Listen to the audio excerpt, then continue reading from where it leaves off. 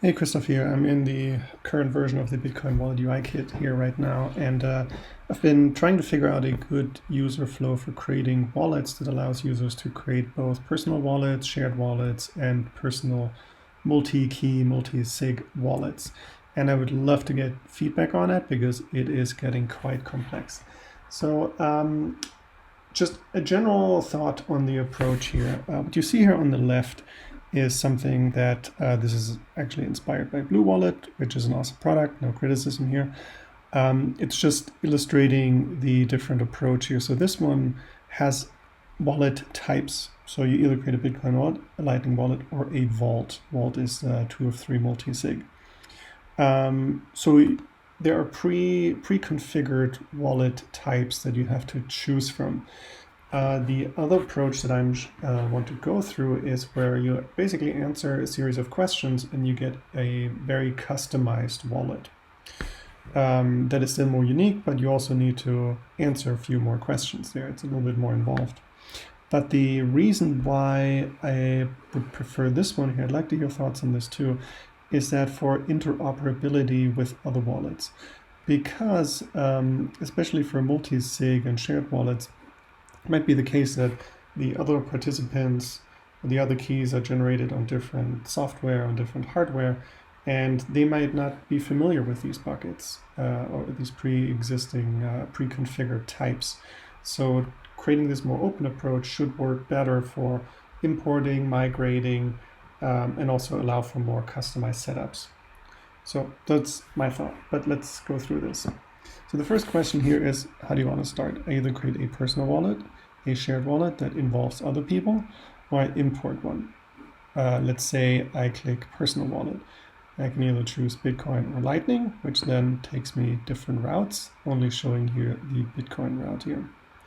Then I go into this Bitcoin wallet setup and it asks me how many keys it should have. 1, 2, 3, custom, or I can expand the section that says what's a key. How do I decide this? There are tips here, best for small amounts. For multiple keys, it says why this is helpful. So it's better security for larger amounts, but it also requires extra devices so people don't go down this road without already being prepared. Which this device could also be clarified down here. So these there should always be a section at the bottom here that allows that answers any questions users might have to make these decisions. Then if I pick one key, it says, let's set up your key. Then I go through this creation and backup flow. And as this is multiple times in this overall sequence here, I didn't illustrate it. This is kind of a placeholder. And then it says, okay, wallet is ready. If I choose 2 or more keys, it's a little bit different. It says, now let's start creating the keys. And because for this one, you do need to have different hardware device probably, or some external device for the second key, it informs you about this already here. Then for key 1, this is the first one, it will be stored on this device. You can either say cloud backup or manual backup. Then it takes you through the key flow and then you're done with that. Then it takes you through key 2. And here it also asks you what you want to name this key. So this is for your personal information, so you can recognize it later. And then you probably connect a hardware device over Bluetooth some other way, or you can import it from a file, which is not that great, but would be actually be helpful to get feedback on if this is even appropriate here. Some things I'm not totally sure yet. But then let's say there are more keys, 3 total here, shows me the summary. First one's on my phone, it's created. Second one on my Ledger Nano, it was added. Third one on my Coldcard, but it's not added. Maybe there was some issue with it, I couldn't connect it, but it's not done yet. Ideally, then I can go in, add it, but just showing the status here. They're not super final, but should be a helpful thing. Then any extra settings, if address type, time locks, anything else, should also take a similar flow of answering a few questions. Then the wallet backup, this should clarify that this is not the key backup, but it's the wallet configuration.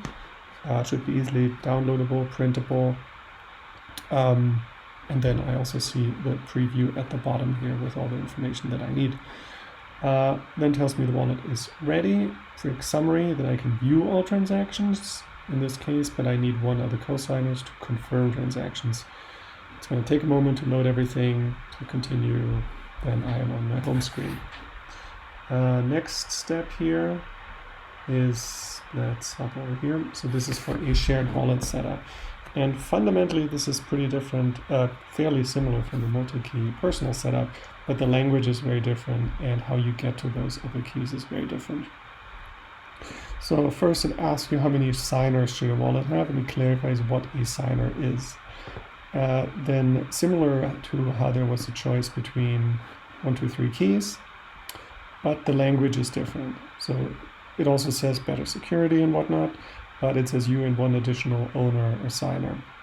And then you can customize it, and you can also go through Guide Me if you want a more personal tour. How it works, next step, it informs you what you need to do. So before you dive into this, you probably want to make sure that the people that you consider that you want to use as cosigners there actually know what to do. And then, they exchange, everybody creates their keys, you exchange key stores, and then you can set up the wallet. So this is, next you enter the cosigner names. And that is also one of more things where I thought it might be helpful for people to enter these in preparation for the upcoming steps, so those names can be used and people make this consideration right away. So instead of just sharing it out and then getting some random ID or fingerprint ID or something back, they put names in there straight away, and those also end up in the address book. Then setting up the user's own key. So whatever key creation, backup, user flow, and then the share option here. So you can either have somebody scan it or you share the key store file, and that should probably just use the default share options by the operating system. And this doesn't have to be mobile, this could be desktop, this could be wherever. I just put it in a mobile format. And then viewing the details, which allows you to get information on what is being shared, what that looks like, so you can verify that information. And it also explains what that's used for. Didn't spell it out, but that should be in there. And then for the cosigners, it'll ask you, do you already have that person's keys or not? If you have it, you can enter it. If you don't have it, you can send a request. And that then becomes important over here in this key summary, where some of them might say, not added yet or added.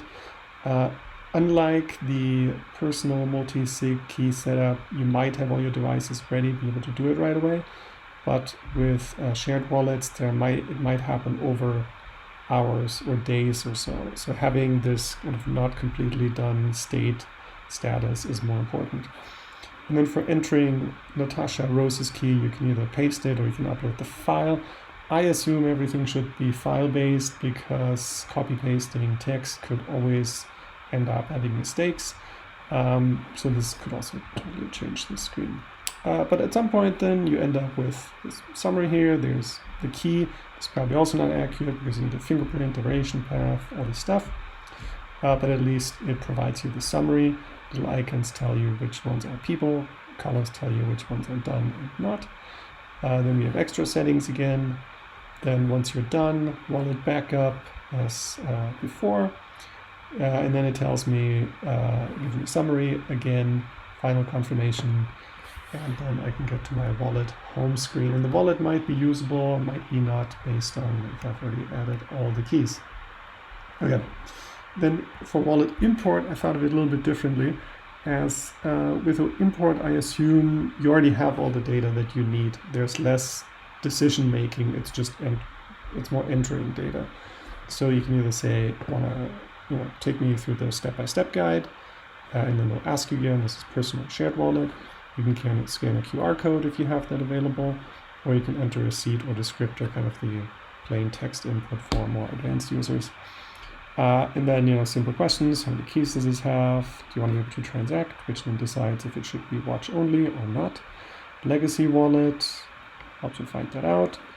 Enter your keys somehow. Wallet's ready. And then based on whatever you entered here, there will be different flows here based on whether this is a single key, watch only, all these things. So overall, this ends up as a quite complex flow, but as an individual users, you only see part of this whole sequence. It is quite complex. There are probably a lot of details in here that are not clean. I would also like to make sure that best practices are baked into something like this around verifying that your keys are accurate. If you're importing keys, you get them from another person or you get them from a hardware device, and all these other little pitfalls would be fantastic to have in here. Also things like not allowing people to finish this process unless they back things up properly. But this is kind of where I am, and I would love to get some feedback on this. Looking forward to it. Thanks.